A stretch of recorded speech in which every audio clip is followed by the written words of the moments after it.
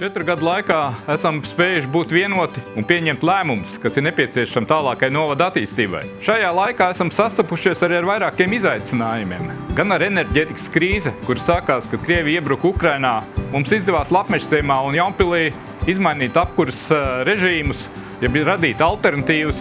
Tāpat tās 23. gada 7. augustā krusa, kad nokapāja vairāk kā 150 mājām jumtus, un tā skaitā arī Jaunpils pilī. Turklāt izstrādāto mūsu kompensācijas mehanismu pēc tam izmantoja arī valsts, ar kurām palīdzēja arī pārējām cietušajām pašvaldībām.